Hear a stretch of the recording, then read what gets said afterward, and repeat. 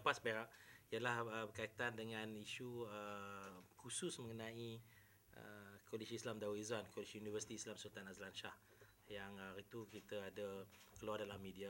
Alhamdulillah hari ini kita keluar ialah satu perjumpaan yang apa orang kata mesra lah, dan is a good development, yang mana pihak PAS Perak datang jumpa dengan kita, saya pun dengan pihak pengurusan Koalisi Islam dengan Kuisas, dan tanya mengenai ada isu terutamanya dari segi pensijilan, daripada segi kesahihan ya, dia punya the validity kepada sijil, dan kita bagi penerangan yang apa berkaitan dengan sah atau tak sah, pengiktirafan yang ada terima daripada JPA dan juga daripada kementerian yang bersangkutan, dan ini berlaku dalam suasana mesra lah. So alhamdulillah kita dah jelaskan dan dia orang pun dah terima kan, jelaskan. So itulah yang kita ni.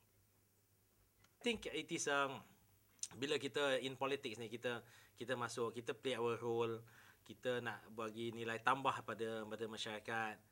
Kadang-kadang itulah dia punya suasananya tu, dan hari ini kita bagi penjelasan apa dia, ada yang benda yang apa, ada gap, information gap yang apa PAS Perak rasa perlu dia punya ni, jadi dia kemukakan kepada kita, dan kita bagi penjelasan apa dia. Kita pun dari segi kerajaan kita tak buat suka-suka je.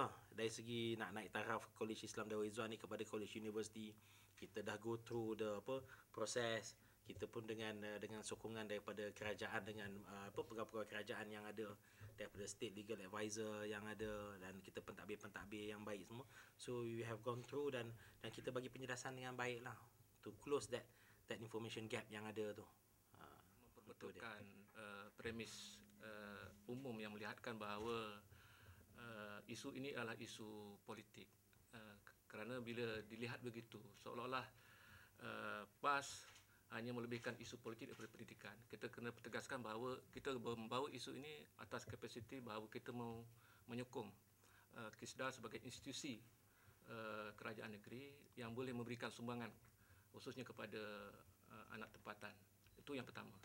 Yang kedua, kita mengucapkan ribuan terima kasih atas penjelasan, dan ini bukan bermakna kita berhenti untuk mengkritik, kerana dalam sistem demokrasi, dan kita yakin seperti mana disebutkan oleh Datuk, ini satu politik baru, bahawa usaha kami dengan pendekatan kami itu akan memperbaiki balik bukan sahaja KISDAR, tetapi kita boleh mewujudkan good governance di negeri Perak itu sendiri.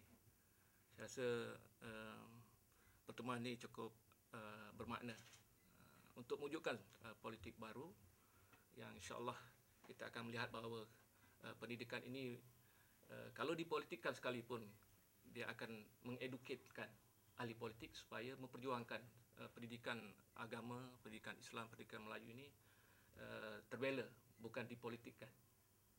Allah.